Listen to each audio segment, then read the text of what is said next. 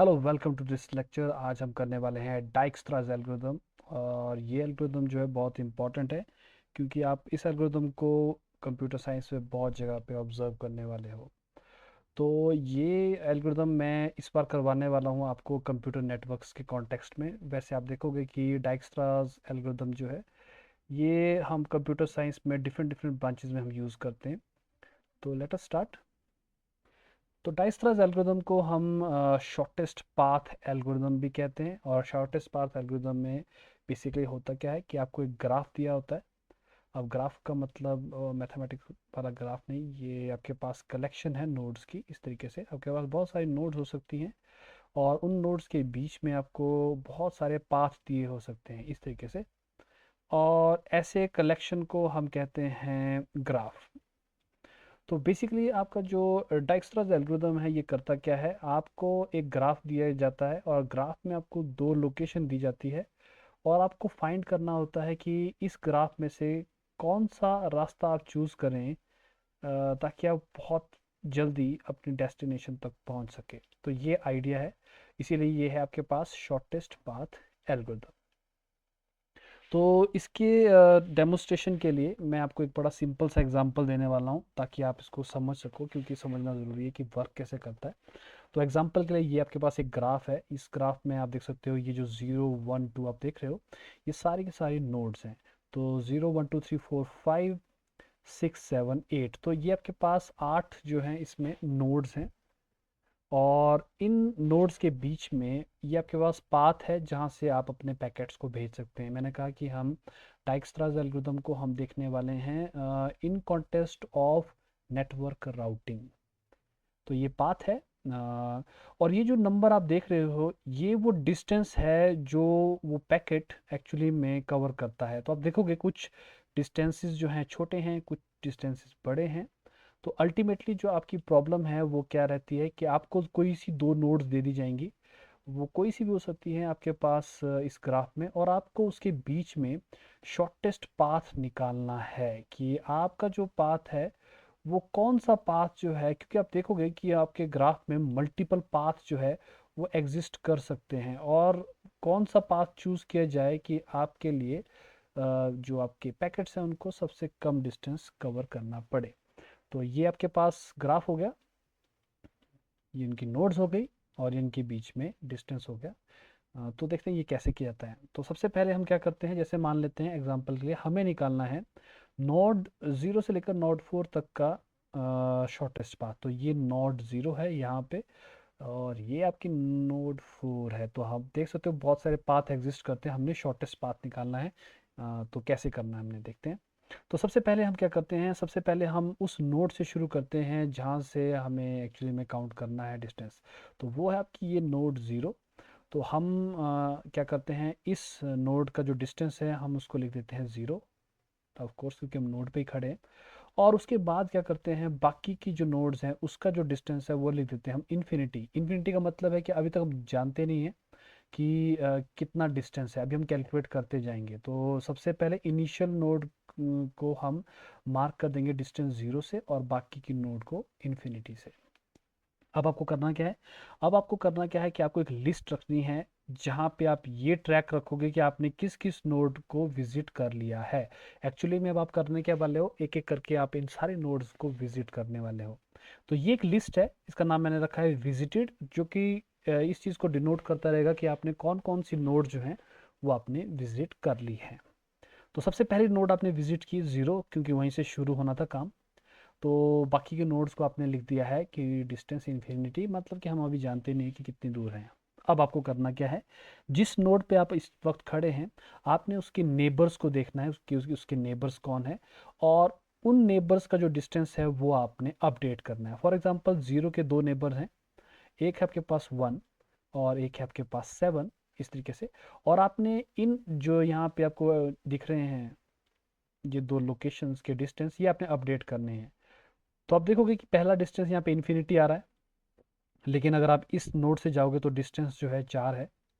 तो हम इस इन्फिनिटी को रिप्लेस कर देंगे 4 से, हमें निकालना है स्मॉलेस्ट पाथ। ठीक है, तो फिर जैसे आप इसको अपडेट करोगे दिस विल बिकम 4, और अगर आप इसको अपडेट करोगे तो दिस विल बिकम 8। इस तरीके से आपका पहला जो 0th नोड है ये आपकी कंप्लीट हो जाती है। ठीक है, तो ये मैंने अपडेट कर दिया, 0 4 और 8 आपके पास आ चुका है। अब आपको करना क्या है, अब आपको जो दूसरे नेबर्स हैं जो अभी आपके पास अवेलेबल हैं, इस नेबर में से वैसे तो हम चूज़ करते हैं सबसे छोटा पाथ, बट आपको अल्टीमेटली सभी नोड्स पे जाना है, तो इनमें से कोई सी एक नोड आप चूज़ कर सकते हो और फिर आप फर्दर जितने भी आप उसके नेबर्स हैं उनको आप अपडेट करते जाओगे।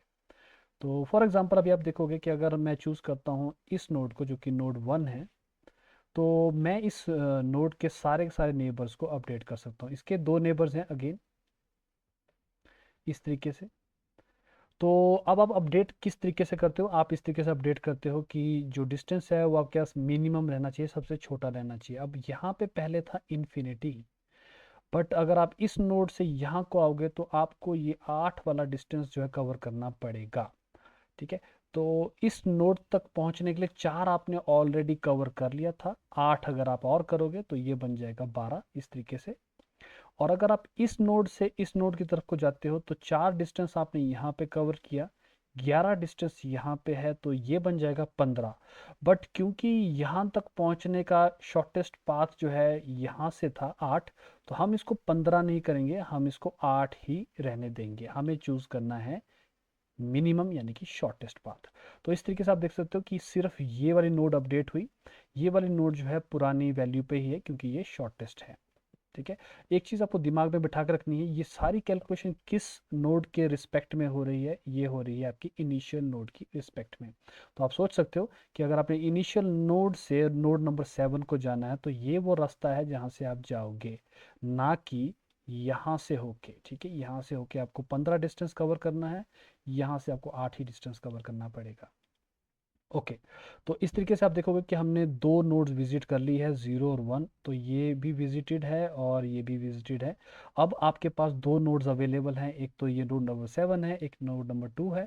आप इसमें से चूज़ कर सकते हो, वैसे तो आप रेंडमली कोई भी चूज़ कर सकते हो, लेकिन आप शॉर्टेस्ट अगर चूज़ करोगे तो आपको बढ़िया रहता है। अल्टीमेटली आपको सारी नोड्स विजिट करनी है।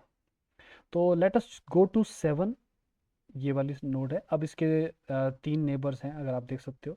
ऑफ कोर्स ये भी आपके पास एक नेबर है, अगर आप अपडेट करना चाहो ये आपके पास एक नेबर है, इसको अपडेट कर सकते हो और इसको अपडेट कर सकते हो। तो देख सकते हैं इसको कैसे अपडेट करना है।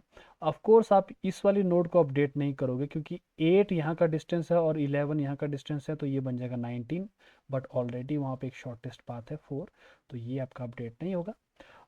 यहाँ पे अभी तक हम पहुँचे नहीं थे, यहाँ पे इन्फिनिटी था, तो इसका वेट है 7 और 8 + 7 हो जाएंगे 15, तो वो हम अपडेट कर देंगे यहाँ पे इस तरीके से।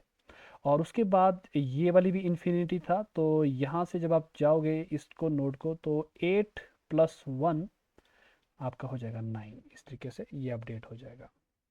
तो ये सारे के सारे अपडेट हो गए और आपने 0 विजिट कर लिया, 1 विजिट कर लिया और 7 विजिट कर लिया। अब आपके पास चॉइस है 2 8 और 9 में से, तो आप चाहो तो इस 6 वाली को आप बेसिकली कर सकते हो, विजिट कर सकते हो अगली बार के लिए। तो लेट अस गो टू 6। अब मैं 6 पे जाता हूँ, तो 6 पे मेरे पास जो नेबर्स हैं वो कौन कौन से हैं। मेरे पास नेबर्स हैं ये 8 वाला और ये आपके पास 5 वाला। तो आप देख सकते हो कि अब यहाँ से भी आप देखोगे 9 और 6 15 होते हैं और 8 और 7 भी 15 होते हैं, तो आप कोई सा भी पाथ रख सकते हो। तो 15 इज़ ऑलरेडी देयर। और उसके बाद आपने 9 + 2 यानी कि 11 5 वाली नोड को भी अपडेट कर लिया, तो इस तरीके से आपने ये भी अपडेट कर दिया।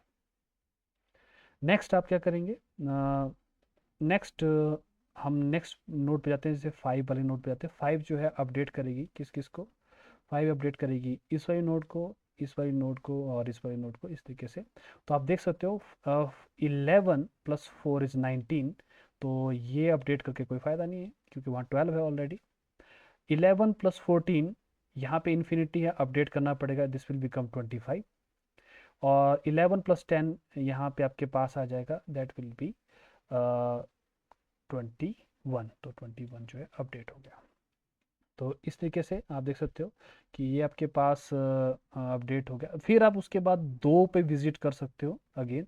अब आप देखोगे पीछे वाले नोड पे यहाँ पे जो विजिट है दैट इज़ 25, इस तरीके से। पर जब आप नेक्स्ट टाइम 2 पे विजिट करोगे यहाँ पे, तो it will update 12 + 7 and it will be 19। तो इस वाली पास में 21 हुआ था, 25 हुआ था, नेक्स्ट वाले में ये 19 हो जाएगा। तो इस तरीके से आप देख सकते हो कि जब आप लास्ट में 3 को भी अपडेट कर दोगे, 3 को भी विजिट कर लोगे, तो अगेन ये आपके सारे के सारे जो नोड्स हैं उनको जब आप विजिट कर चुके होंगे, तो अल्टीमेटली आपके पास जो स्मॉलेस्ट डिस्टेंस है वो आ जाएगा, दैट विल बी 21। तो आप बता सकते हो कि वो रास्ता कहाँ से होके, वो यहाँ से होके है रास्ता। इस तरीके से शॉर्टेस्ट पाथ जो एग्जिस्ट करता है आपके ग्राफ में।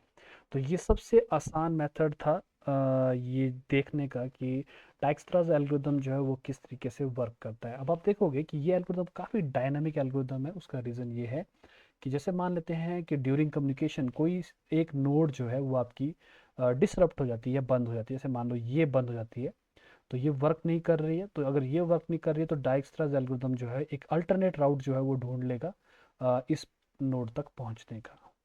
तो आप देखोगे कि कम्युनिकेशन में डाइक्स्ट्रास एल्गोरिदम जो है बहुत ज़्यादा इंपॉर्टेंट है। ये मैंने बिल्कुल सिंप्लीफाइड वे में बताया है ताकि आपको इसका कॉन्सेप्ट समझ में आ जाए, रादर देन कि एक्चुअल एल्गोरिदम कैसे लिखना है आपने, ठीक है। क्योंकि मोस्ट प्रोबेबली आपके पास ऑलरेडी कोडेड या लाइब्रेरी मिल जाएगी आपको डाइक्स्ट्रास एल्गोरिदम की। तो अगर आपको कॉन्सेप्ट पता है तो ये आपके पास आसान हो जाएगा। एक और कॉन्सेप्ट जो मैंने इसमें लिखा नहीं है वो कि आपके पास इस विजिटेड के साथ एक आपके पास एक और लिस्ट रहती है जिसमें आपके पास ये रिकॉर्ड रहता है कि आपने शॉर्टेस्ट पाथ के लिए कौन कौन से नोड्स के सीक्वेंस को चुना था। तो ताकि आप कंफ्यूज ना हो, मैंने उसको अवॉइड कर दिया था, बट अगेन आप उस चीज़ को भी लिखोगे कि सीक्वेंस जो था पहुंचने का वो कहाँ से था। जैसे इस केस में 07654 ये आपके पास सीक्वेंस था पहुंचने का। तो ये आपके पास है डाइक्स्ट्रास एल्गोरिदम। अगर आपको समझ में आया होगा तो होपफुली, अगर नहीं आया तो मैं चाहूँगा कि आप इस वीडियो के कमेंट सेक्शन में कमेंट कीजिए ताकि मैं आपको उसका आंसर जो है वो वहाँ पे दे सकूँ। Thank you.